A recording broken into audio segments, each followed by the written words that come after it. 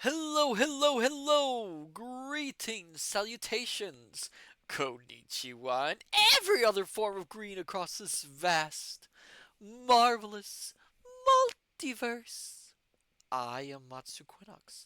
This is Horse, and welcome back, my dear, marvelous, wonderful scholars, to the study. Hello there, my dear scholars. I hope you're well. Hello there, Yumiko. Congratulations on getting first. Um, I am going to be a little serious for a moment. I'm going to let Horace and I talked about this before the stream, and we both decided it would be right for me to be honest today. Hello, Private Maverick.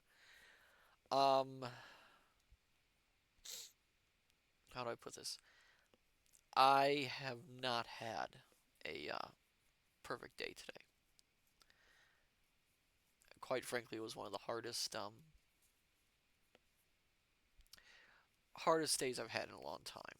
A lot of factors went into it. Very stressful, very overwhelming. I won't go into details, but it was not a fun day. It was not a fun time. I almost considered canceling the stream tonight because I was very very deep into basically a bad place in my in my mind. Let's put it that way. The main reason there were several reasons I decided to stream tonight.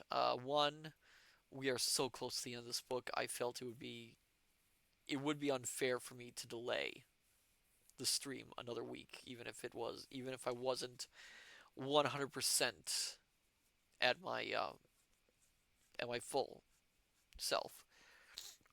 Two, I didn't want to disappoint you scholars. Um, you scholars are very important to me. I do these streams a lot for all of you. I mean, I want to entertain you. I want to make you happy and put you in a good mood. And sometimes that does require me to put aside my own worries and concerns so I can help out all of you. And so I felt, I didn't want to disappoint you, so I felt it was important that I stream tonight. And third, and a little selfishly, I need the distraction. I need something to keep my mind off things. And I thought, streaming tonight would be my best move. But yes, thank you for being all here, all of you across the multiverse. Right now, even now, I'm having a hard time getting back into my mindset to do this. Um, but yes, a little reach out to all you scholars. If any of you scholars really are in, just like me, in a very, very dark, very uncertain place, please, please don't be afraid to reach out to someone. That often just simply speaking with someone can help a lot, and that is very important. That's very important. I reached out to an individual who I know quite well, and they helped convince me, to continue the stream tonight, even in my distressed state. So here I am, my dear scholars. For all of you, I just wanted to take this moment to be honest. So if you see me not being my usual energetic self, that's the reason. That's the reason why I am still here. I just am trying to get through this. Thank you. And thank you for that serious moment. So how are all of you, my dear scholars? Are you doing well? I hope you're doing it. I hope you're doing well, at least. Oh, jeez. Private Maverick. I'm doing all right so far. Oh, I'm glad to hear that, Private Maverick. I'm glad to hear that. Yeah, I'm glad to hear you're doing fine. Um, yeah, I'm glad. I'm trying to get back into this proper mindset because we don't have much left to read. I mean, there's not a lot of chapters. Well, there's a fair amount of chapters actually. How are we? 35 out of 40. So there's about 6 chapters left. But oh my goodness, they go by fast. I'm kind of delaying it. Um, yes, yeah. I don't think I have anything set up for a. Can I add things for this? Yeah. So this might be a short stream anyway because we don't. There's not a lot of material left for this. Do I have? When were the other Doctor Syn? I'm gonna take a look at something, my dear scholars. The next one was in 1935. No, that's oh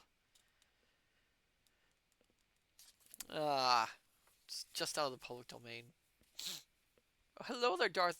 Darth, welcome. Matsu versus a Thursday night football game where I have a few players playing football fantasy leagues. Matsu is superior to football. Thank you. That means a lot, Darth. I try to be. I try to be worth it. Oh my goodness gracious. Yes, yes, yes. Where am I? Oh yes. But yes, tonight, my dear scholars, we are going to conclude Russell Thorndike's Doctor Syn. Um, the story so far, I have completely forgot. Let me double check. Oh! And we have a new follower. I just noticed. I just noticed. From 2 days ago. Oh my goodness. Thank you for the follow, May Mushy. Welcome to our little group of scholars. Oh my goodness, thank you. Oh, I'm Matsu Quinox, interdimensional omniversal librarian. This is Horace, my companion, fellow, and friend. And I do gaming streams on Mondays, reading streams on Thursdays, and the odd bit of variety stream once in a while. Hmm. But yes, yes, thank you for the follow. Oh my goodness gracious.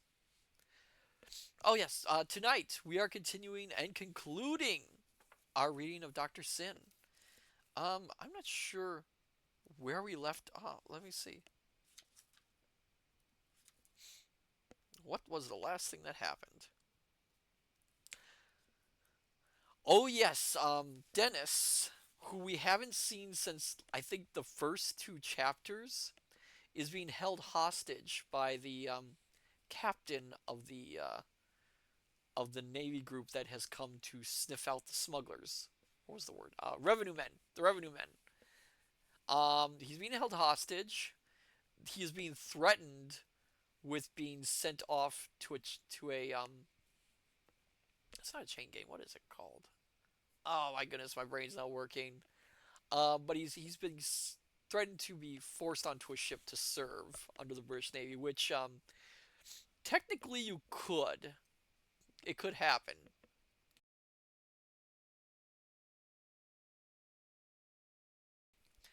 Back then, there was a thing that when you were arrested during this period of time, which was around I don't know the 17 late 1700 mid 1700s, so about 1770 something 1770 something.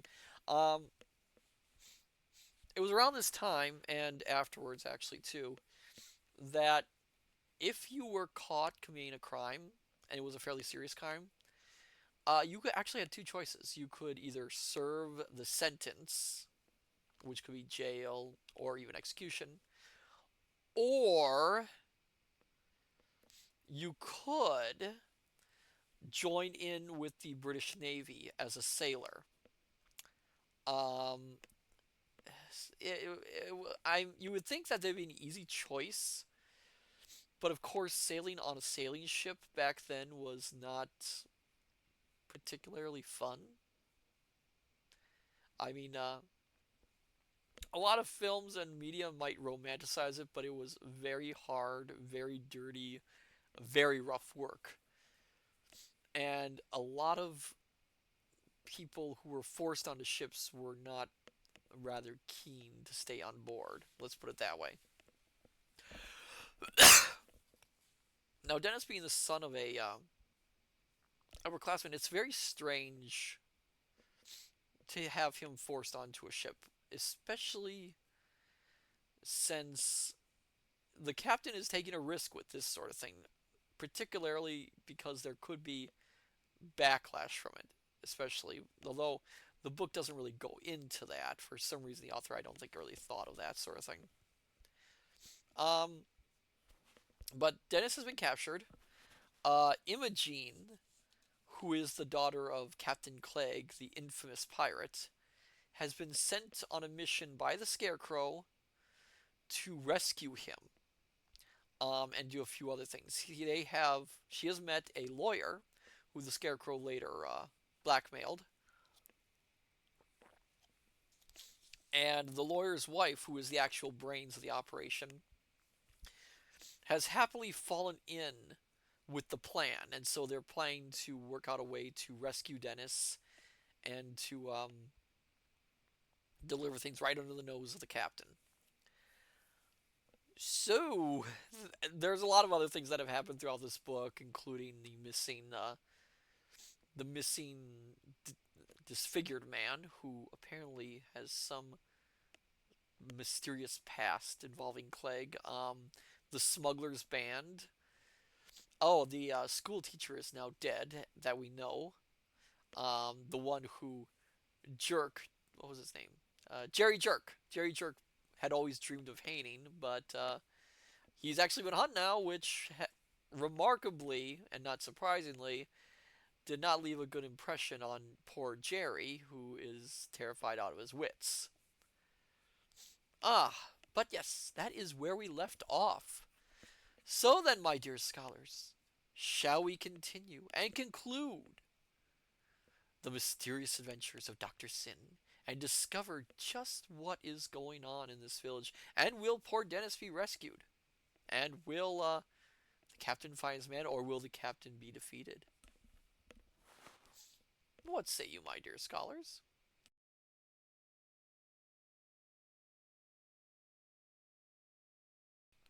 Private Maverick, let's finish the story. All right. Enough hearing from me. I see, I see.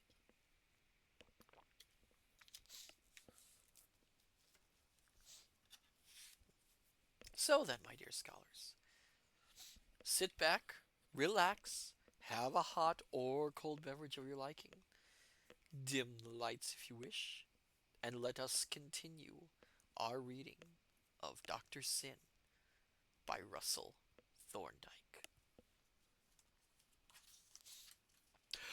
Excuse me.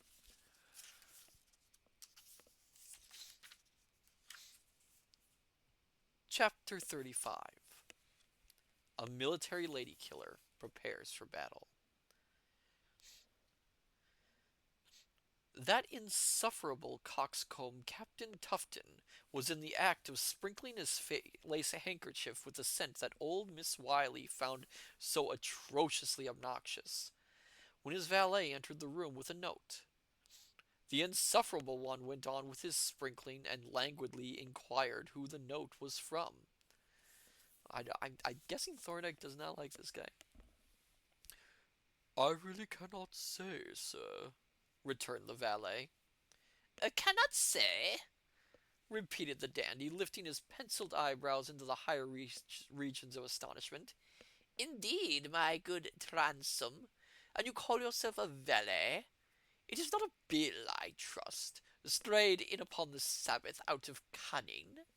For I have not seen a bill these many years now, and the sight, I feel convinced, might upset my stomach.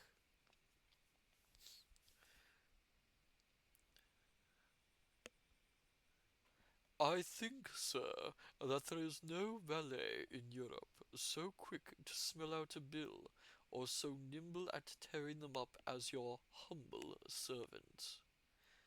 Transome could be tremendous upon occasion, And he certainly was when he added, and un. Oh, what was that? Hold on.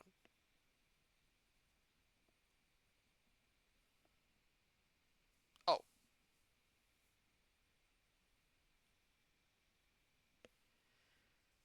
hold on a second. Sorry, I'm trying to figure out who this is. Transom. Was that the other guy?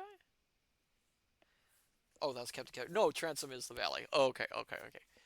You know, that's the problem with this book is sometimes Thorndike doesn't slips in names that sound familiar, and it's hard to keep track.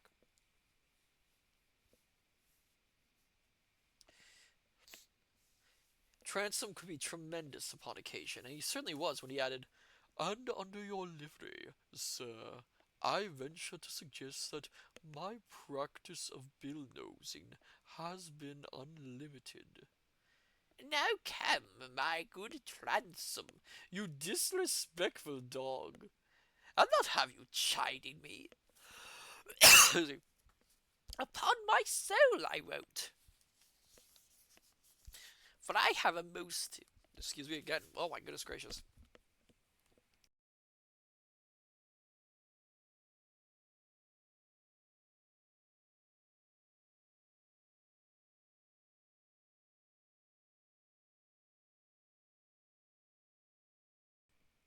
Oh, there we are. My throat just closed for a second there. Oh my goodness, sorry. Sorry, my dear scholars. There was I. Now come, my good Transom. Excuse me. Oh, it's not liking this voice. You disrespectful dog. I'll not have you chiding me. Upon my soul I won't, for I have a most infernal head on me this forenoon. I generally do get an infernal bad head on me o Sundays. All a buzz, I declare, and it's those demmed oh, sorry, I'm trying to get this word.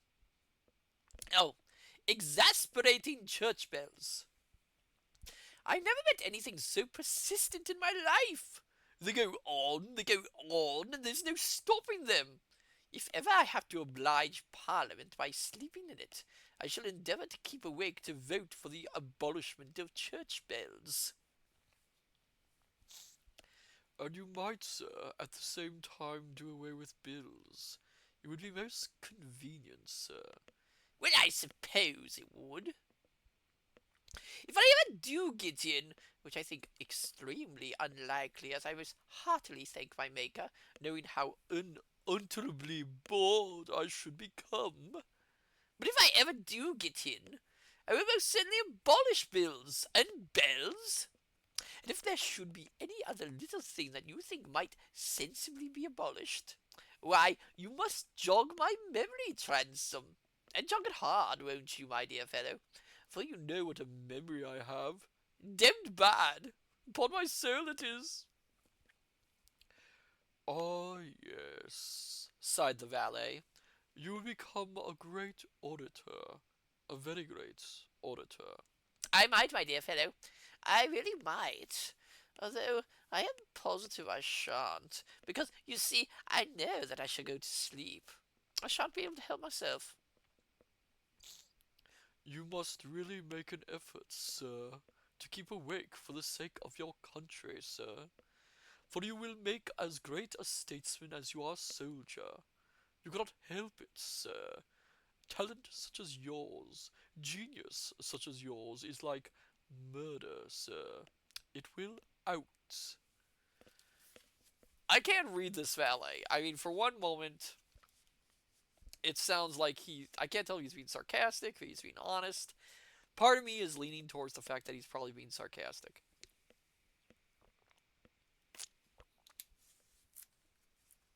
It wasn't uncommon with characters like this, as you know, in some novels, to be a little bit on the sly side. Yeah. Oh my goodness gracious, where am I? No! I am a lazy good for naught. For myself I am. And a statesman I shall never become. But even if I do get pushed into a seat, What shall I lay on my sleeping in?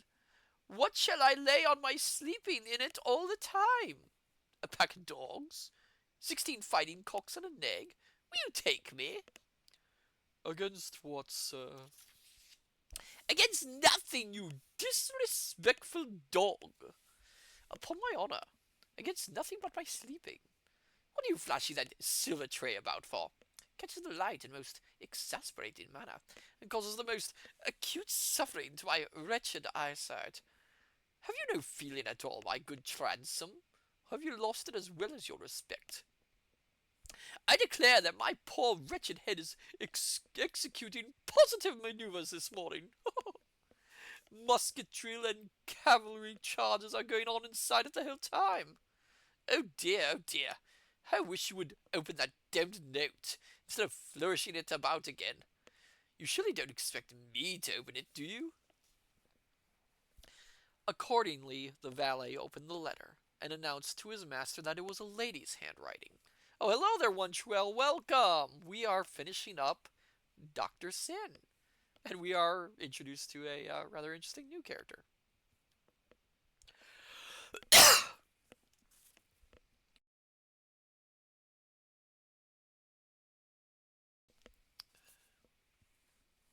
Then you had better give it to me, drawled the captain with a resigned air.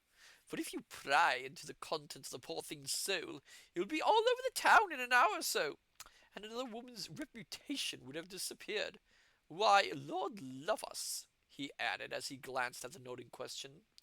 If it isn't from that she-dragon herself, that most terrible alarming Mrs. What's her name? Mrs. Oh, what the devil is her name, eh? The valet suggested humbly that the lady in question would most probably have signed her name at the end of the letter. Oh, yes, of course. What a downright sane fellow you are, to be sure. Now, with all my brains, I should never have thought of that. Ah, I remember who the woman is now, without looking. She's the wife of that idiotic lawyer fellow, who always fastens up his fat stomach in a white waistcoat a cut too small. But I'm damned if I can remember even his name, so we are not much nearer to it, are we now? Again, the valet repeated the brilliant suggestion of looking to the end of the letter. And his master, having graciously accepted his suggestion, announced that the mystery was solved at last, and that the name was nothing more nor less than Wiley. Ah! And I wonder what the devil she can want with me, Transome.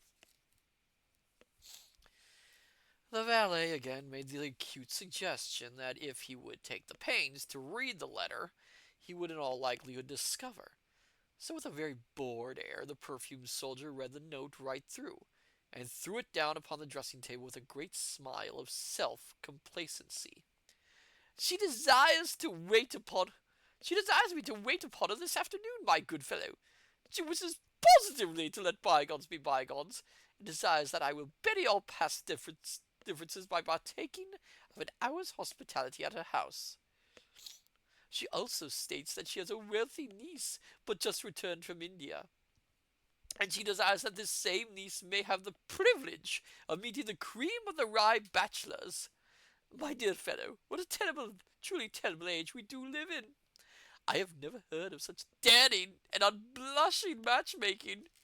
Well, I suppose it is a thing that we must expect in a god-forsaken little hole like this, where the available bachelors are few indeed, and possess not the smallest knowledge of how to decently deport themselves.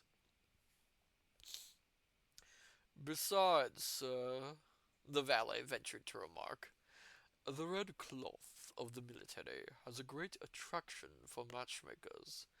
It is always so very respectful, and carries a most remarkable tone with it, to be sure, sir. Need more water. Thank you for the hydrate, Yumiko. And thank you for the posture check.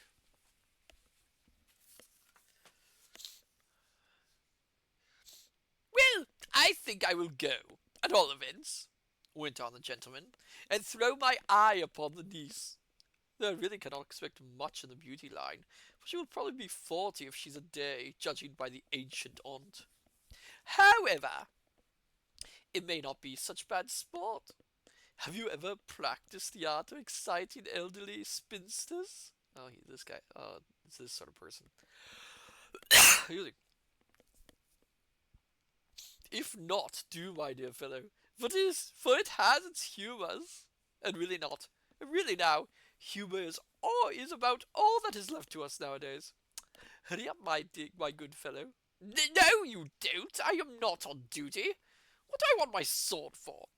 Swords get most infernally between your legs at the wrong moment. They are positively useless lumber. I cannot think why they are not abolished.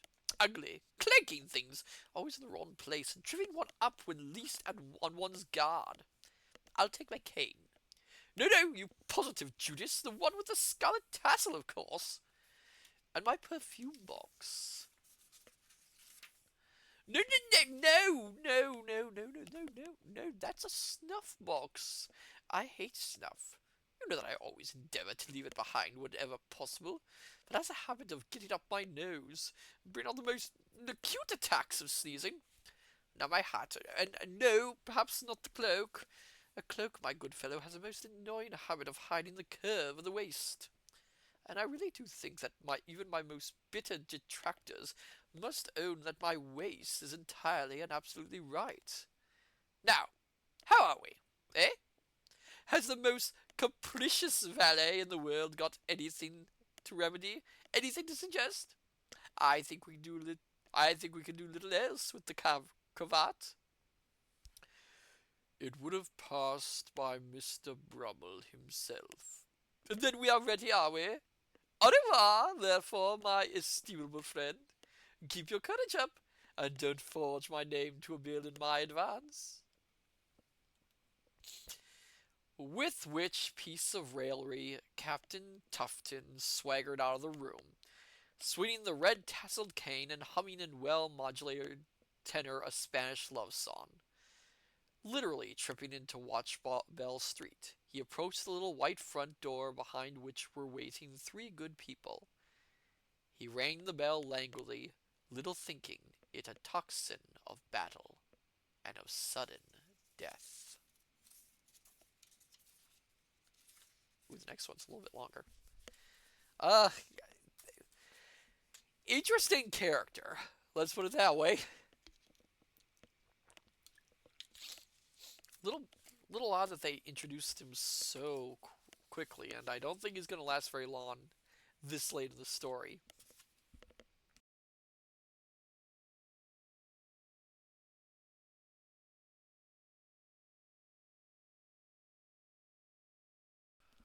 But still, what can you do?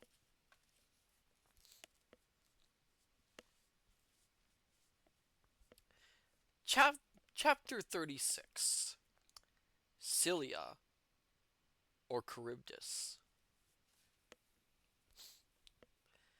Captain Tufton could certainly not complain of his reception, for the lawyer was positively nervous in his endeavors to please, while Mrs. Wiley, in her anxiety to let bygones be bygones, seemed to bask in the sunshine of his glory. Oh my goodness gracious. As for Imogen, she had the speedy satisfaction of knowing that her appearance had caused havoc in the heart of the lady killer. "And so you are back from India?" he said to the beautiful niece. "So it appears, sir," answered Imogen with a smile. "Ah, yes, of course. It is only too obvious," answered the soldier. "But here you are, aren't you now? It's a beastly place out there, isn't it? I never could abide elephants or snakes." "La, sir, then you must not venture there, for they abound most vastly." Mrs. Wiley by this time was tittering behind her fan, and old Wiley looked greatly troubled at the whole proceedings. "A devilish climate, too, for the complexion, isn't it?" stroking his smooth, weak chin. "La, sir, indeed, if you say that, I must take it as a poor compliment to myself." "Do not mistake me, I beg," urged the officer. For in your case, the Indian sun has been most gentle. He has kissed you with a light hand, a light mouth, indeed. Lucky son, lucky son! You are being gentle with my complexion, sir, but I perceive you to be a most accomplished courtier and turner of compliments. Madam, I speak from my heart, I assure you. I don't even remember what Mrs. Wiley's voice sounded like. Give me 1 second, my dear scholars.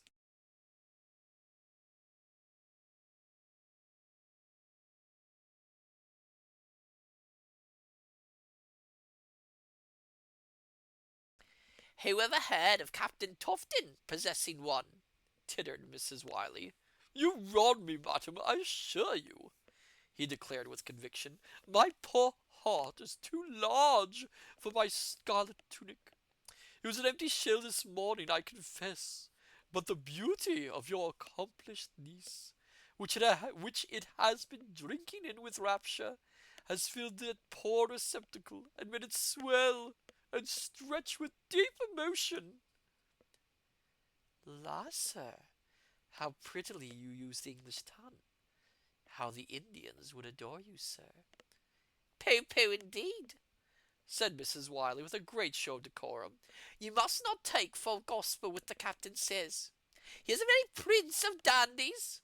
Indeed, he is second only to the regent and Mr. Brummel in all manner of deportment. I never trust dandies myself. So here's a little history lesson, my dear scholars. So, the two individuals mentioned just now, the regent that they're talking about is the future King George IV. Brummel, who they also mentioned, is Beau Brummel, who was essentially a fashion. You could call him a fashion trendsetter at the time. Beau Brummel is also the man responsible for changing the face of men's fashion to this very day. If you ever wonder why men's fashion is oh my goodness, thank you for the subscription, Sophia Ignace. Oh my goodness, welcome. We are just finishing up Doctor Syn, and we're having a little history lesson here. And where was I? Oh my goodness gracious. So Beau Brummel is the reason why men's fashion is essentially the way it is today. If you ever wonder why men tend to wear very drab colors, very plain designs, why men's jackets are very more or less cut very simple, there's no complexities in men's fashion. It's because of Beau Brummel. He was a well-known dandy, as they said in there at the time. But we can blame Beau Brummel for it, but we can also blame George IV for it.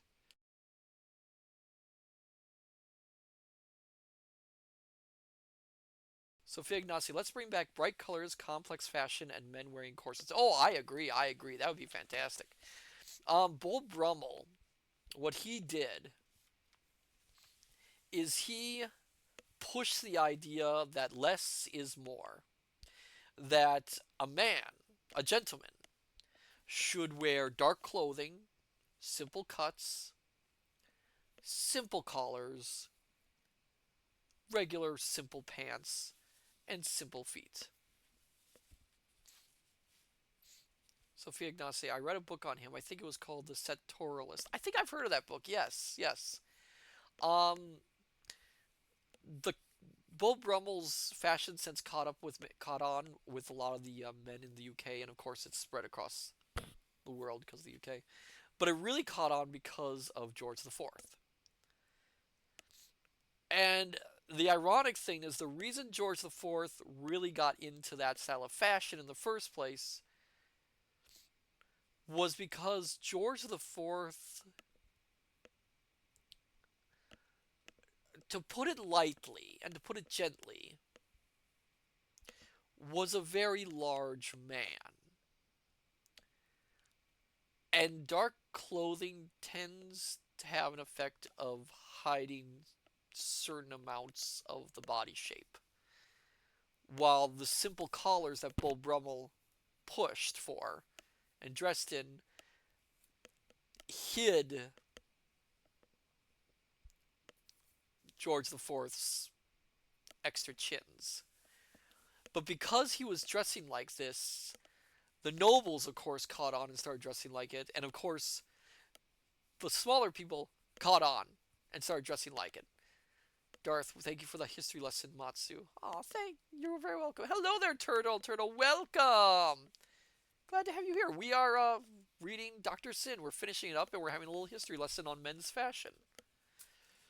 But yeah, if you ever want to know why the idea of bright clothes, complicated patterns, frills, and all that went out of favor for men's fashion, it is 100% the fault of Beau Brummel and George the Fourth. They are the reason why.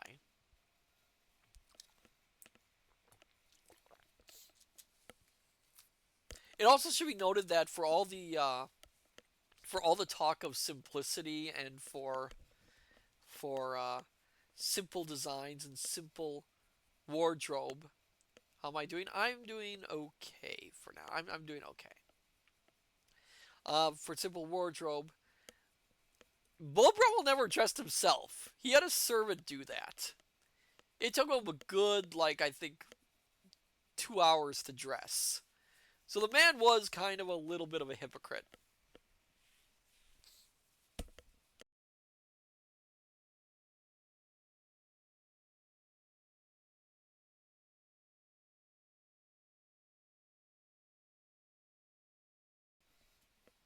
He was a little bit of a hypocrite.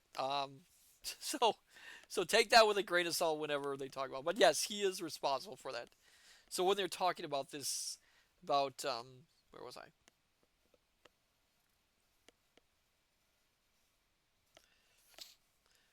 Mrs. Wiley's saying that he is second only to the Regent and Mr. Brummel in all matters of deportment, he's comparing him to the well-known dandies at the time, what they called dandies. Which is funny again because they were distinctly not dandy. Darth, geez, 2 hours to get dressed. I can make breakfast, eat it, and get dressed faster than. Well, he was a gentleman, Darth. And gentlemen never dress themselves. You have someone dress them for you. You never dress yourself if you're a gentleman. You have to have your servant dress your dress you for the day. Because why would you do the work after all? That's the sort of mindset they had. Oh, madame, pray, pray, make me the exception. No, captain, for you are not only a dandy, but a soldier, and soldiers are another class I distrust. Ah, madam, lisped the officer, you are cruelty itself. I cannot help it, sir, my dear sir. Soldiers are not to be trusted, and well you know it. They walk about with gay apparel, appearing the most gentle of creatures, but we know how dangerous they are, with their minds full of most terrible conquests, playing against poor women and their pockets stuffed to the bursting point with explosives and weapons.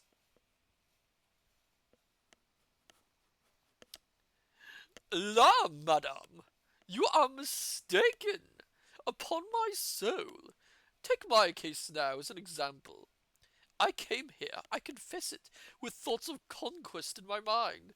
But I am conquered. I am vanquished. I am beaten most denibly myself. The eyes of your niece have sown my very foundations with salt. Indeed, sir, that's bitter, exclaimed Imogen, blushing.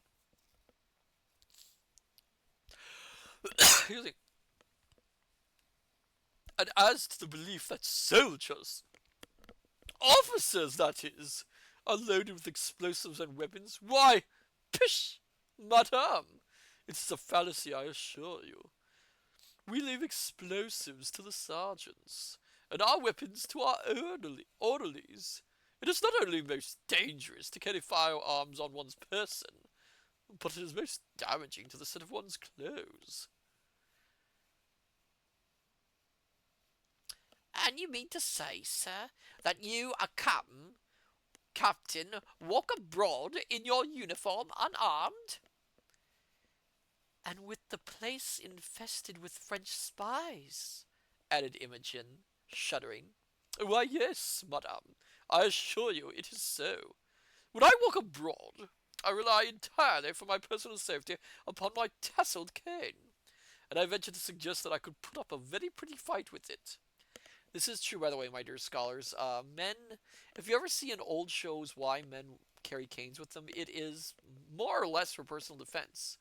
If you were a gentleman, you would never go anywhere without your cane. And if you were rich enough, you could in fact actually purchase a cane sword with a hidden blade. But it is if you any gentleman worth their salt would carry a cane with them.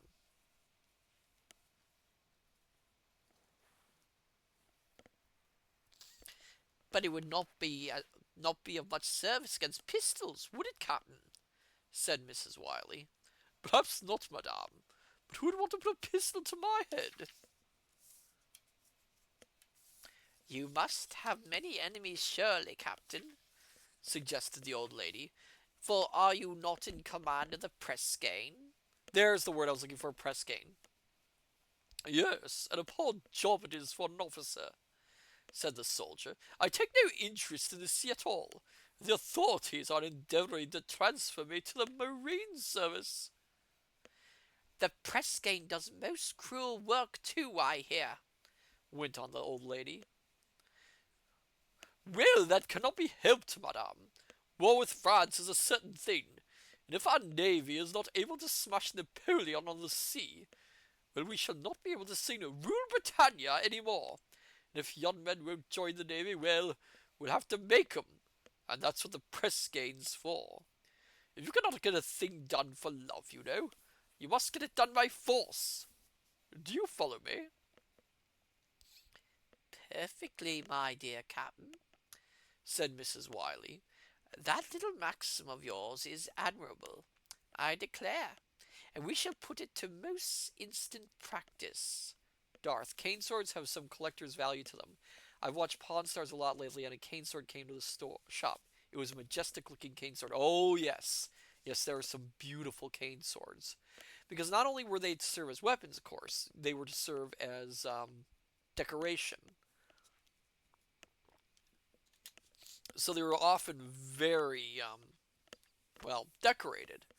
And they were a gentleman, a fairly rich gentleman who could afford it, would want something that not only served, but also looked good.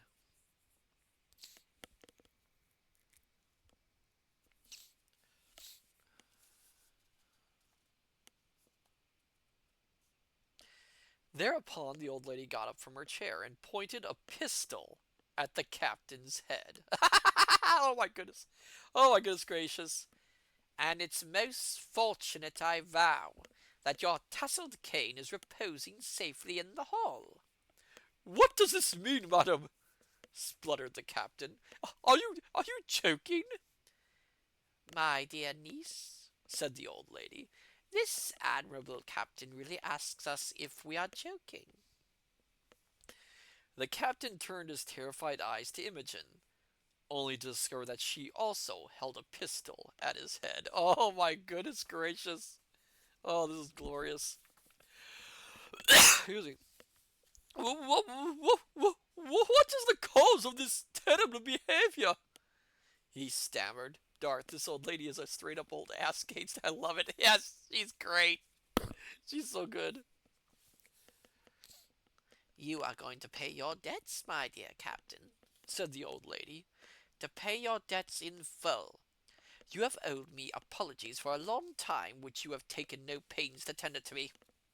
You made me a laughing stock in public. Well, I am now going to return the compliment, and heaven shield you from the scorn of your brother officers, the anger of your superiors, and the greedy wits of the neighborhood. I say, heaven shield, for I shan't. Anthony, my dear, get the paper out of the drawer in the desk there. Old Mr. Wiley moved behind the captain and went to the desk. The captain moved towards Mrs. Wiley. Stay where you are, she ordered. If you move again, I shall fire. A likely tale, he spluttered. You wouldn't dare! I can easily contradict you on that score, quickly remarked the old lady, and she pulled the trigger. The captain fell back upon the sofa, his pale face blackened with powder, his eyes blinded with smoke, and a sharp pricking sensation in his left shoulder. Oh my goodness, she shot him! Oh no! Oh, my God! He cried. You hit me! And I shall do so again if you give me any more trouble, said the old lady. Only, she added, next time I aim to kill. And she took up another pistol from the mantelpiece.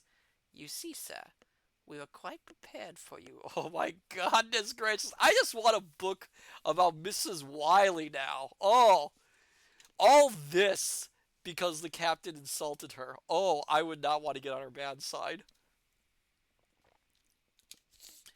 Just because he made a fool of her in the neighborhood, she just shot him in the shoulder. And she just said he was going to kill her. Him. Darth, me too, it would be grand. Oh my goodness gracious.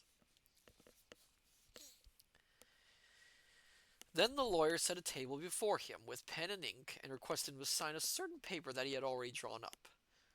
This paper was addressed to the petty officer in charge of the press gang and commanded that the young man of the name of Dennis Cobtree should be driven immediately in a hired coach to the house of Antony Wiley, attorney at law, Watchball Street, who would give them further commands. To this paper Captain Tufton signed his name. Indeed, he could do nothing else. And a servant was sent off to the castle to deliver it. In half an hour or so the noise of a coach was heard rattling over the cobblestones, and Antony Wiley left the room to see if Dennis was safe. In the meantime, the captain had signed another paper declaring Dennis free to return over the Sussex border into Kent. And this paper having been shown to the petty officer, and a guinea piece having been put into his dirty hand by the lawyer himself, the sea dog saluted respectively, swung off down Watchball Street, whistling a tune. The lawyer explained the situation hurriedly to Dennis, and then went off to take Imogen's place as guard over the wretched man. But the captain was suffering acute spasms in his left shoulder, and this being his first experience with bullet wounds, he was nearly unconscious at the horror of it. So Mrs. Wiley was able for a moment to lower the pistol in order to kiss Imogen, and having recommended her to Dennis's care, bade them urge the coach quickly out of Rye and into Kent.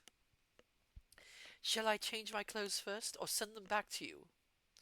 Neither, my love, answered the old lady, again leveling the pistol at Captain Tufton's head. For when we have packed this ridiculous soldier back to his place in an hour or so, I am going to see to it that Mr. Wiley draws up all legal forms for adopting you as our daughter.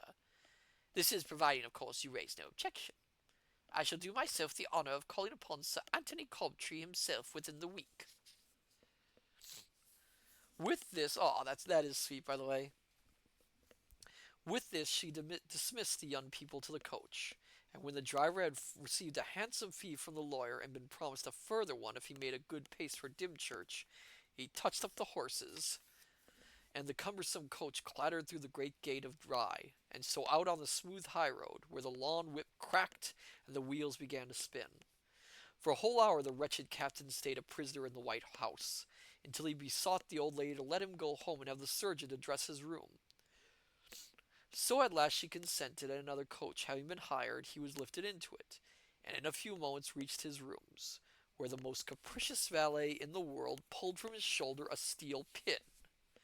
With the exception of this deep pinprick, there was no mark of a wound, as indeed, why should there have been? For Mrs. Wiley had only fired a blank charge, and the old lawyer, according to careful instructions, had got behind the captain and dug in the pin at the crucial moment. Oh, she is clever. She is a clever woman. While the valet administered brandy as a restorative, a boy and a girl sat hand in hand in a great old coach, which swayed and jolted as it dashed along the Romney Road towards Dymchurch. Useless indeed to follow that coach from Rye, for the necks of the four horses were stretched to a tight gallop, the harness pulling near to breaking point, the wheels tearing round the axles, and the busy driver's lawn whip cracking like pistol shots above the pounding thunder of the flying hoofs. Darth touched up the horses. No, no, bad, bad, Darth. This is a nice, wholesome stream. You need to behave. So, yes, you need to behave. Oh, that is sweet, though. And clever of her. Although, I will mention, even though she shot blanks, never fire a blank at someone. At least this is what I've heard. Of course, I've never done this before. I don't like guns. But from what I understand, even firing a blank at someone is very dangerous because blanks use wadding for the actual thing, and it can actually burn someone. Again, I've only heard this stuff, sort of thing before.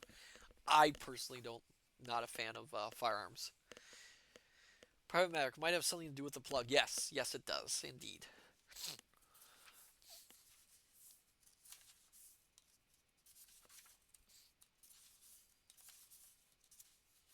Oh, we're almost done.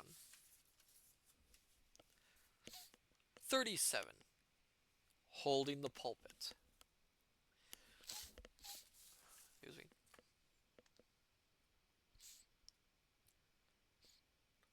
Chapter 37. Holding the pulpit. Never was there such a congregation as upon that night in the dim old church. The news that Doctor Syn was to leave immediately after the service brought everybody to bid him farewell, and Mipps had great difficulty in packing them all into the pews. In fact, full half an hour before the vestry prayer, the pews were choked, and late-comers began to perch themselves upon the high oak backs. Benches were even arranged across the aisles, and boys climbed up onto the window ledges. In fact, every available place in the church, capable or not capable of supporting a human being, was utilized. Jerry Jerk perched himself without ceremony upon the front font cover, much to the indignation of the sexton, who, in his capacity as verger, tried to signal him off. But Jerk, knowing well that Mipps could not get at him over the benches that crowded the aisles, remained where he was. Right under the pulpit, immediately opposite to the squire's pew, sat Captain Collier, and 2 pews behind that some half-dozen soldiers fumbled with hymn books under the large eyes of the boatswain. Once Captain Collier turned round to see if his men were there, and Jerk noticed the corner of a blue paper bulging from his pocket. Dr. Syn conducted the service from the top box of the 3-decker pulpit, with Mipps below him carefully following the printing in the great prayer book with a dirty thumb running backwards and forwards. Now Dr. Syn, although appearing to the congregation to be wrapped up heart and soul in the farewell service, had found occasion to notice 2 things: that blue paper in the captain's pocket, and the swinging lanterns of men outside the church. He alone could see them, for from the great height of the 3-decker he had a good view through the window, and the flashes from the lanterns had revealed one important thing: the redcoats of soldiers. The church was surrounded with soldiers. Every door was barred and every window watched, and upon the face of Captain Collier appeared a look of triumph. But none of these things hindered the service, which continued with great spirit. The sea salts in the choir bellowed the hymns louder than usual, although there was no schoolmaster to start them off on the fiddle. The hymn before the sermon was just finishing. Dr. Syn closed the great Bible upon the red cushion and placed it upon the shelf below. The Amen was reached, and the congregation clattered back into their seats. Then the vicar leant over the pulpit side and addressed his flock for the last time. "My friends," he began, This is certainly no occasion for a theatrical discourse. I am leaving you tonight, leaving you suddenly, because partings are such cruel things that I would not linger over them. And although I have for some months contemplated this sad step, I have been at pains to keep it to myself, lest you should misunderstand my motive, and look upon my leaving as a desertion. As I announced this morning, I am going on a mission to far-off lands. There are so few who can give up all to this work. Most of my colleagues are bound to their benefices by the ties of home. Being a single old fellow, with no relatives dependent upon my income, I am able to volunteer my services for this great task, well knowing that my place here can be filled by a better man than myself. This it is that makes me willing to tear myself away from the bonds of affection that tie me to Dymchurch, though I well know that those bonds can never be loosened from my heart. I trust that, whatever my failings may have been, you will sometimes think of one who has loved you all. Upon occasion of this sort, perhaps it is expected that I should sum up the poor results of my work amongst you. This I cannot bring myself to do. What I have done, you have all seen and know, little and worthless though it may be. As your parson, I have tried to do my duty, and I fear I have in great measure failed. Let me therefore leave that branch of my work to rest in silence, and speak of something else which will be of vital interest to you all. There was much poverty and wretchedness when I first came amongst you. This, I believe, has been greatly alleviated. The man who brought that about was not your vicar, as you all so fondly imagine. No, that has been the work of another man, a man of whom I would speak, for whom I would appeal to your generosity. For you all know that one man has risked his life and reputation in organizing a great scheme of benefit to the Marshmen. You all know of what scheme I am speaking, but few, if any, guess to what man you are indebted. I need to get a drink before I do this bit.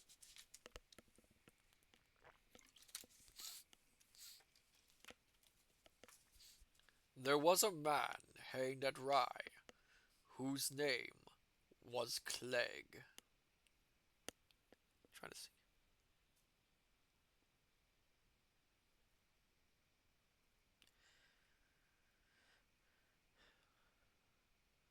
Clegg was never hanged at Rye! The great Bible skimmed over the side of the pulpit and struck the captain's hand before he could utter another word, and a flintlock pistol clattered over the front of his pew and fell upon the stone floor. So suddenly had this happened that the congregation merely heard the interruption and the rapid rush of the Bible through the air, and lo, there was Doctor Syn, holding the pulpit with a long brass-bound pistol in each hand. And there was also Mr. Mipps, the sexton, leaning over his desk and pointing a great blunderbuss at the captain's head. I must beg of you, sir, not to take the words out of my mouth. The doctor spoke in just the same tones as the rest of the sermon, and continued as if nothing had happened, with two pistols grinning over the red cushioned desk. There was a man hanged at Rye. His name was Clegg, so it has always been believed. But the real Clegg was never hanged at Rye. Clegg had the laugh of the authorities all his life, and certainly he had the laugh of them at his hanging. For he was never hanged at all, although he was present to see the affair conducted properly. Oh yes, he was present to read the prayers over the man whom he had got to take his place. You see, my dear brethren, it was all so ridiculously simple. The man condemned for the Rye Tavern murder was one of Clegg's own men, and most fortunately for Clegg, the rascal had a daughter that he loved, that everybody loved. This girl would have no guardian had the murderer betrayed his captain. And this is how the captain saved his life. The murderer confessed to the parson that he was Clegg, and so got a public hanging and a funeral of which a lord might well have been proud. So you see, he got well paid for taking Clegg's adventures upon his shoulders. He received the curses of the military and the admiration of the countryside as he marched with the redcoats to the scaffold. And the joke of it all was that the solemn-eyed parson, who was exalting my dear brethren, the poor fellow, to repentance, till his body jangled in the chains, was hardly able to keep back his laughter. The idea of Clegg, the notorious pirate, being a country parson, had of course not occurred to anyone. Funny it certainly was, although there were only two to enjoy the joke. Myself, and my friend on the gallows. Funny the end was then.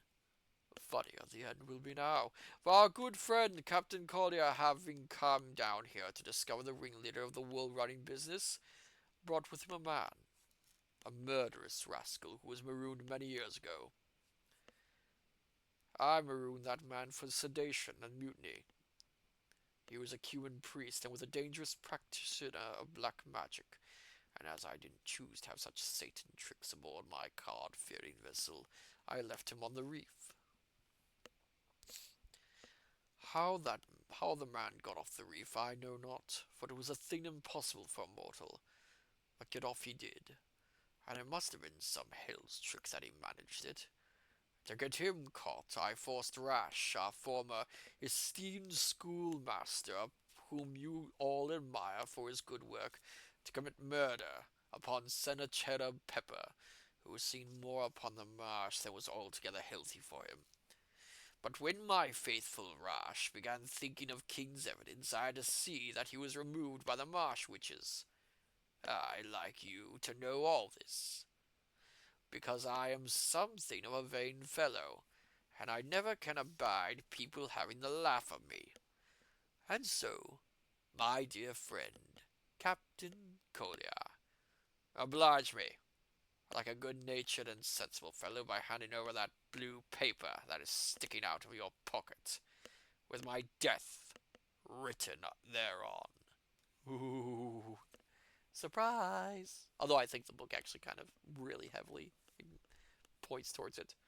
No, I'll be damned! If you don't, there will be such a nasty mess for Mr. Mipps to clear up in that pew. A man stepped from the choir, snatched the blue paper from the captain, and handed it to Doctor Syn. Thank you, my man, said the parson, taking it. And now for my farewell. You are all of you in this church in imminent peril. The place is surrounded by redcoats, who are in danger of being badly hurt when the fight comes. Everyone in this church is in danger if I am caught by the redcoats, and obliged to turn King's evidence to save my life. I should be very loath to do such a dirty thing, so I'd better persuade our friend the captain to let me go quietly. Doctor Syn deliberately thrust both his pistols beneath his black gown. At the same moment, the captain sprang at the pulpit, but was knocked over with a violent blow from the brass candlestick that Doctor Syn had snatched from the socket. The sailors clambered out of their pews, but were met with a volley of hymn books and hassocks from the salts in the choir. One or two pistols flashed, and in a second, the entire church was a writhing, fighting mass of men. The women screamed and were trodden down as the redcoats entered the west door and forced their way over the upturned benches in the aisles. Above the congregation flew a medley of missiles, hassocks, books, hats, sticks, anything that could be grabbed when flying through the air, and Syn leapt the pulpit and fell upon the writhing mass that was fighting below. It took the redcoats a quarter of an hour to restore order in the church, and then Mr. Mipps and Doctor Syn had disappeared. But although Collier was very badly cut and bruised, he was confident, for the church had been surrounded, so he knew that the miscreants couldn't escape. Presently a cry from the vestry rang out. "Help!" It was Mip's voice. Collier rushed to the door, followed by some of his men. The remaining redcoats who had been watching the church were ordered inside to help in the arrest. These men cried out that they had seen the doctor in the vestry from the window, and they were one and all eager to be in the death.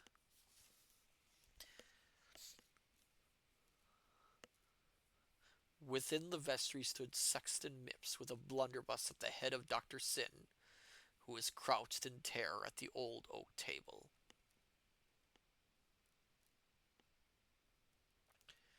"There he is! Seize him! The devil! The murderer! Seize him!"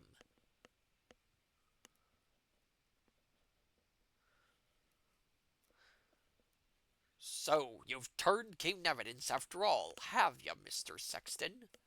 But Mipps only cried again. "There he is! Ain't none of you going to take him?" Captain Collier obeyed the sexton and cried, "Clegg, I arrest you in the name of the king!" And coming forward, he laid his hand upon the doctor's shoulder. But the doctor did not move. The captain shook him, but he did not move.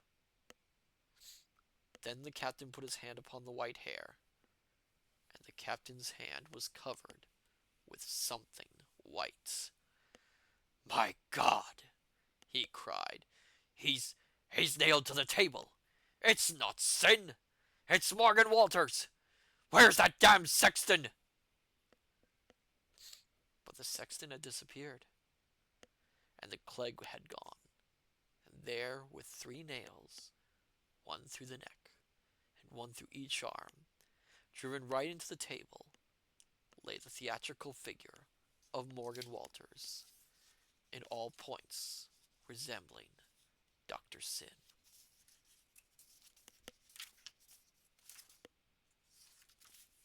Let's get another drink. So, Doctor Syn is Captain Clegg, as well as being the head of the smugglers. Again, the book kind of really heavily, of course, implies all this several times. I mean, Captain Clegg, Doctor Syn was the one who was singing pirate songs. He was the one who told Jerry Jerkin to keep that information to himself, and then turned around and didn't say anything. He's been very suspicious this entire time, and it was that one man who tried to attack Syn. But it is interesting that Imogen ended up not being Syn's daughter. I was surprised by that. I thought she was. Excuse me. Chapter 38. The Dead Man's Throttle. Then the Redcoats had a bad time, for a great fight was put up by the Dymchurch men. Dr. Syn's popularity had gone up too at a bound. He had gauged his audience to a nicety, and had he declared himself to be the Prince Regent, he couldn't have bettered his position. For around Clegg's name 1,000,000 romances had been spun, but none so romantic, so daring, so altogether impertinent as this last announcement that he was the preacher's Syn. That the greatest pirate Hun should have unhanged himself upon the pulpit of a 3-decker was indeed a colossal piece of impudence, and calculated to appeal to the innermost hearts of the Dymchurch folk, who at this period of history knew more about wool-running, demon riders, and Calais customs than anything else. Add to this the admiration that they had always borne towards Clegg, only surpassed by their dread of him, and couple this with Dr. Syn's popularity and the Scarecrow's ingenuity, not forgetting the remark in the sermon about King's evidence, and the cleric's escape was assured. For Dr. Syn could give evidence to hang them all, and although they thought that he was sportsman enough to hold his tongue if it came to a crisis, they didn't like to risk it, for Clegg had proved himself true enough to his friends, but utterly ruthless towards his foes. For all these reasons they put up a fight, and a sharp fight it was. There was a rumor that Dr. Syn and Sexton Mipps had taken cover in one of the smugglers' retreats at the Ship Inn, and although Mrs. Waggetts innocently protested against it, the order was given to ransack the place from cellars to attics. But it was none so easy to ransack such a rambling old house, defended as it was by desperate ruffians, fighting for the secrets of their livelihood. For since Doctor Syn had hidden the wool-running scheme under his black gown, money had flowed freely among the Dymchurch men. But the blood of the redcoats was up, for 3 of their number had been shot dead, and several had been badly wounded. So when they eventually got possession of the inn, they showed Mrs. Waggetts' property no mercy. Meanwhile, a lugger was trying to catch the breeze and get out of the great bay to the open sea, but the wind had failed. So certain men aboard had out the oars and pulled away with a will. Then some fool lit one of the piled beacons on the shore. Others followed suit, and the flames shot up all around on the wall to Littlestone. The king's men managed to launch the Reventer's cutter and set to chasing the lugger. The fellows routed out of the ship inn crowded to the wall to hinder the launching, but Collier was in command, and bravely kept his men's heads for them. The cutter was not long in swinging alongside the lugger, and Collier clambered aboard with 3 or 4 of his men armed with pistols and cutlasses. The crew of the lugger had stopped rowing when they saw that they had no chance of escape, and as soon as the captain hailed them, they surrendered sullenly. The men at the oars were ordered into the cutter, and then the captain turned to the cabin. Outside the door sat Sexton Mipps with his blunderbuss lying across his knees, but he appeared quite calm, and was enjoying his short pipe. "Good evening, Captain," he said. "Coming out fishing with us, are you?" "Lay that blunderbuss of yours on the deck," answered the captain, "and step aboard the cutter after your pals." "I should like to know what you be," said Mr. Mipps, "to order a respectable parish sexton about." "You won't make it easier for yourself, my man, by lugging back," said the captain. "I know quite enough about you to send you to the gibbet." "May I ask what?" replied the sexton, puffing away at his pipe. "I've been having a look at that coffin shop of yours, and I've seen enough there to get you a free rope from the government. So get along, and make the best of a bad job." Mipps pulled desperately at his short pipe and sent over his lap a heavy cloud of tobacco smoke. Under cover of this, his fingers were stealing towards the trigger of the blunderbuss. He was calculating his chances, for there were 3 pistols pointing at him from the king's men. If he was shot, he meant to take the captain with him. "There's one chance of saving your dirty carcass," went on the captain, not noticing those crafty fingers moving. "What's that?" said the sexton, placing the blue curtain behind the blue curtain of tobacco smoke. "There's one man I'd sooner hang than you, and that's Clegg. Tell me where Doctor Syn is, and I'll give you 24 hours to make yourself scarce." "Thank you kindly," went on the sexton, "but I hain't no wish to make myself scarce. I'm quite happy where I am, and if you've a fancy to make yourself scarce, I'll be happier still."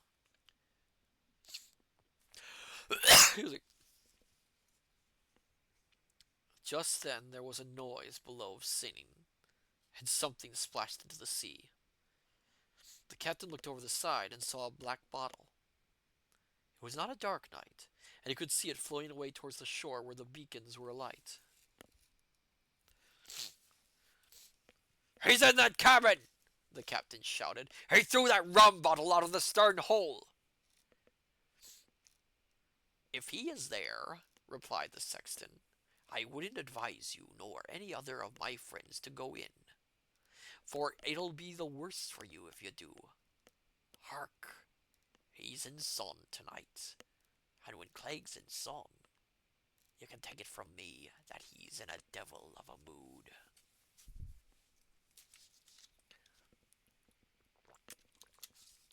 Sorry, I had to get a drink. From the cabin came that horrible song. "Here's to the feet what have walked the plank. for the dead man's throttle. And then words were uttered in a drunken voice. The voice of a drunkard in terror. It's the drink. There's no one. There's nobody there. There's nobody in this cabin, I say. It's a shadow. Nothing but a shadow. He couldn't have got here. It's a shadow risen from hell to mock me, I say. He couldn't have got off that reef. There was nothing for him to live upon but the filthy body of the cook. And would even the foulest man eat food not fit for sharks? There was nothing else. I can hear the surf now breaking into the lagoon. There, listen. There, hark at him cursing. It's no use, tell him. The crew's afraid of me, they're only muttering.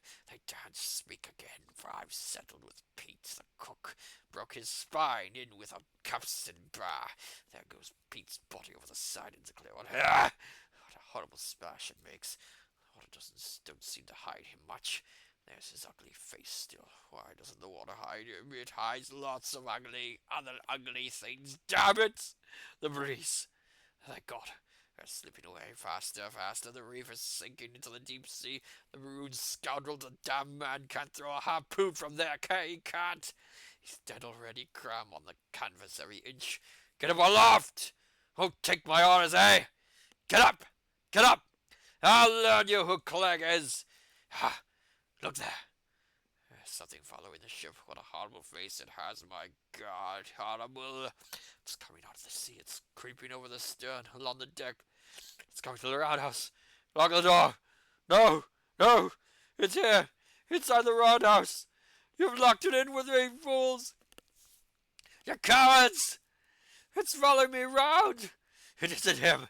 It isn't him. It's a shadow. It's a damn silly shadow.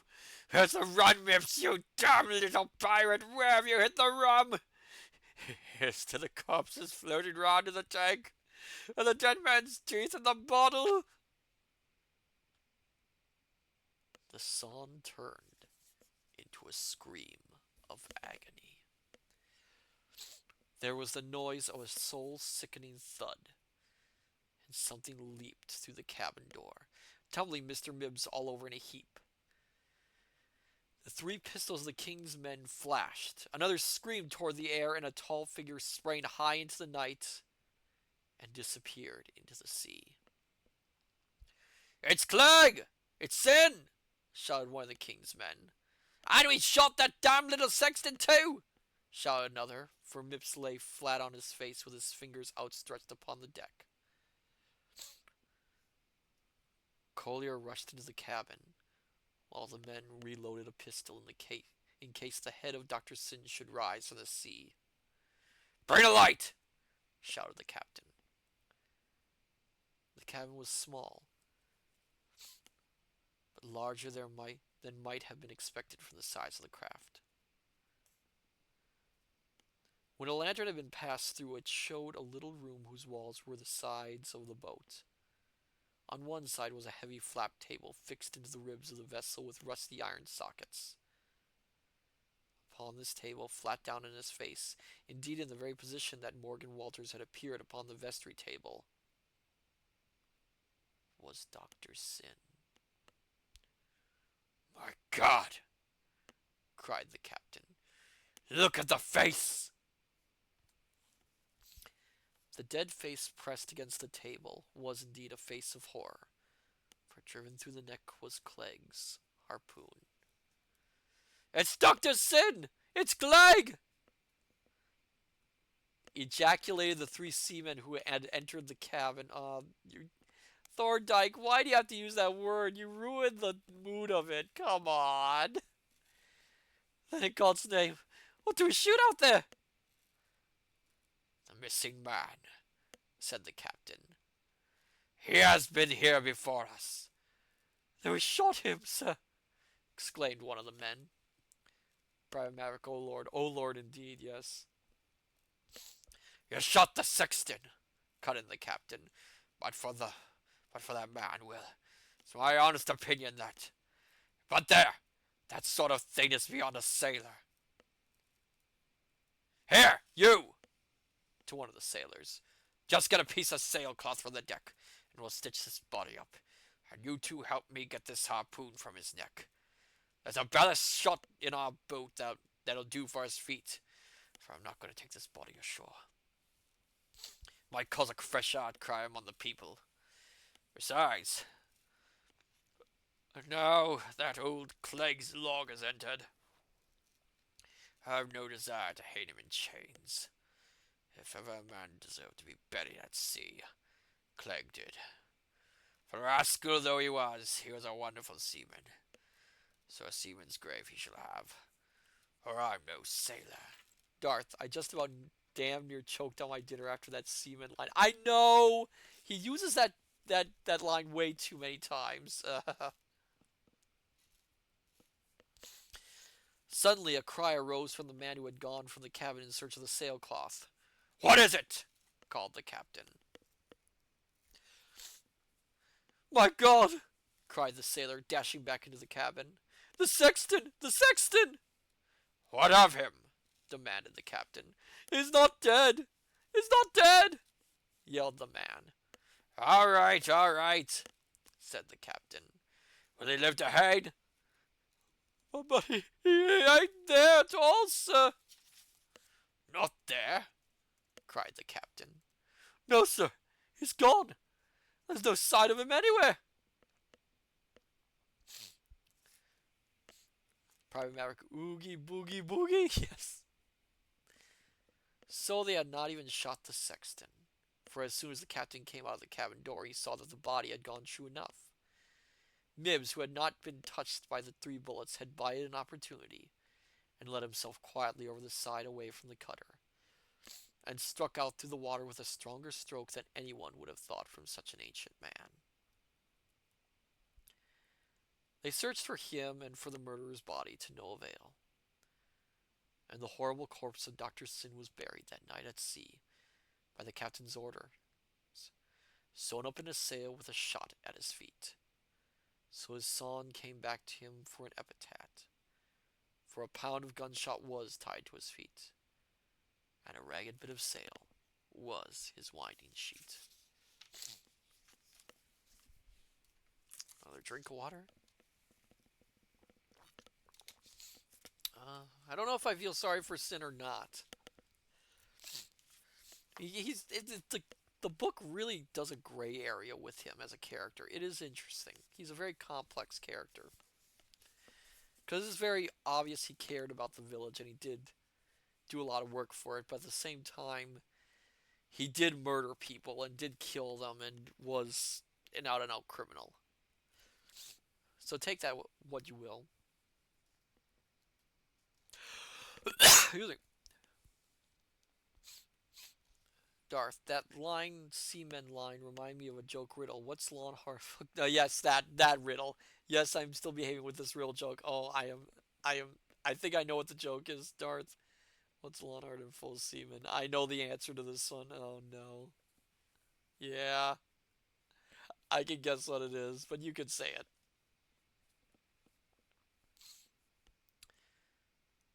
Chapter 39. Dim Church Under the Wall.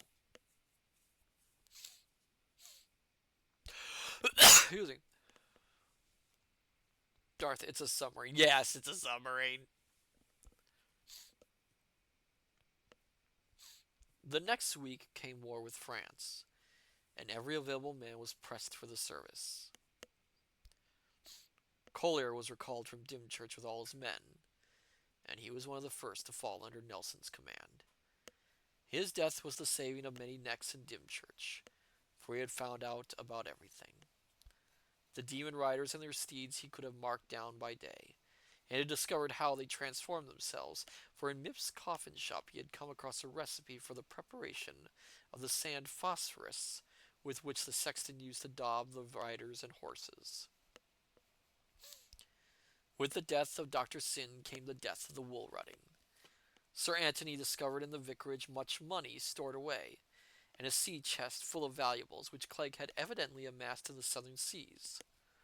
A bar of gold and a wonderful ruby were sufficient in themselves to create a comfortable fortune, and as Dr. Syn had left a will leaving everything to Imogen, Sir Anthony stretched a point and kept the matters to himself, for he was afraid that the wealth would drift to the crown by law. However, as leveler of the Marsh Scots, he found that it was easy enough to hush affairs up, for the French war was in everybody's mind.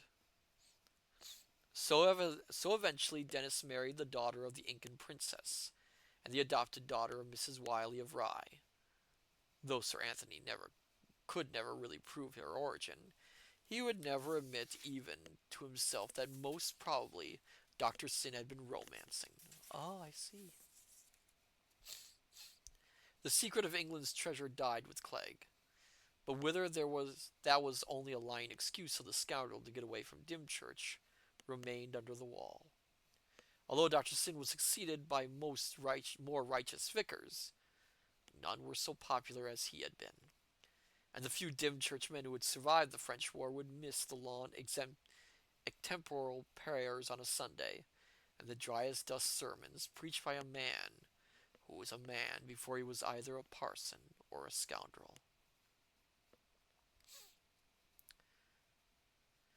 Dymchurch is very quiet again, and the wild adventures of the few days recorded in this book were forgotten after Trafalgar. But the doctor was never forgotten by those who knew him, and it would bring tears to their eyes did anybody chance to sing his quaint old capstan song.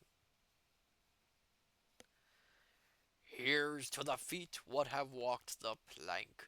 Yo ho for the dead man's throttle, and here's to the corpses afloat in the tank, and the dead man's teeth in the bottle. For a pound of gunshot tied to his feet, and a ragged bit of sail for a winding sheet. The signal goes with bang and flash, and overboard you go with a horrible splash. And all that isn't swallowed by the sharks outside stands up again upon its feet upon the running tide, and keeps a blowing gently and looking with surprise at each little crab a scrabbling from the sockets of its eyes.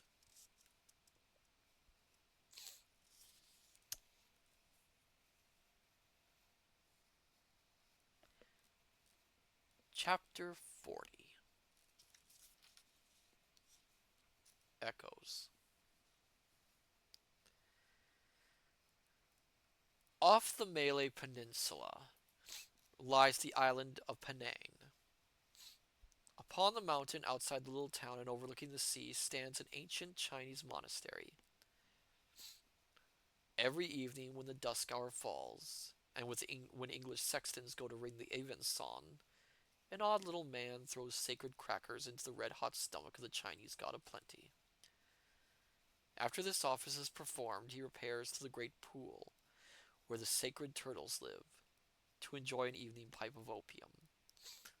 And there, as the turtle crawl upon the flat slab rocks that fringe the pool, he delights his colleagues, the temple priests, with horrific tales of demons and ghosts that inhabit the old parts of Britain. All the priests in that far-off temple know of Romney Marsh by reputation, and they would never go to England for fear of it.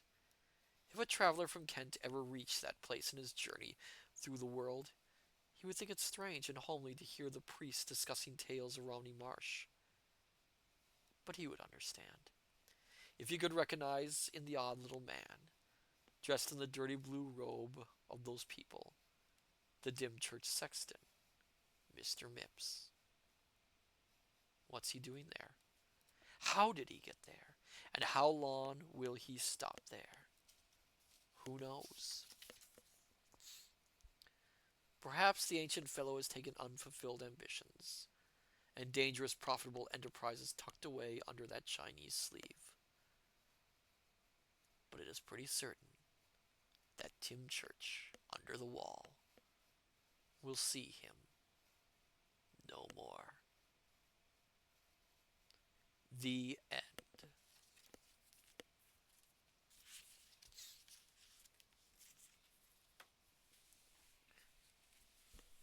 Darth, a whiny what? I don't know. I don't know.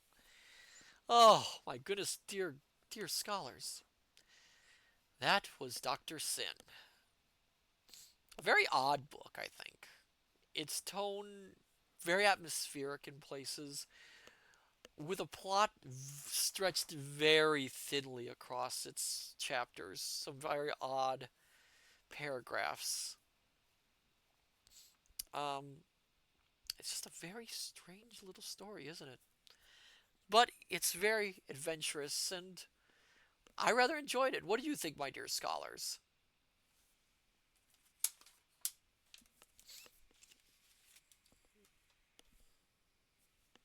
I hope you enjoyed it. Private Maverick, it was good. Good, glad to hear it. Yeah, it's very different.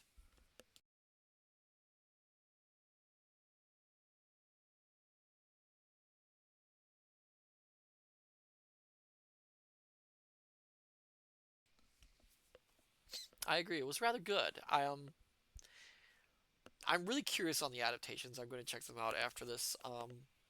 But yes, it was a really, it was a good adventure tale. Ended very suddenly, but it was very good. Um, I'm very I'm very worn down, my dear scholars. As much as I want to discuss more of the book and the difference of the movies and things of that nature, I think we should end the stream now. Thank you for being here with me during even this difficult stream. Um, Next week, if everything goes according to plan, I don't know yet what we're gonna do next week. I still have to decide. Darth, between the gangsta old lady and the ejaculating semen is good, plus all the adventures in school. Well, that's a way to put it. All right, let's see who we can. I am not sure what we're gonna do next week. I haven't decided on a game yet. Haven't decided on a book yet, but I will keep you informed, my dear scholars. Um, but for now, let's see who we can raid. Oh, Cider Martin is reading, so let's read Cider Martin tonight. So then, my dear scholars, I say unto you, good evening, good morning, good afternoon, till we meet till we meet each other again at the study. Take care, and I shall see you next time. Till then, farewell and bye bye.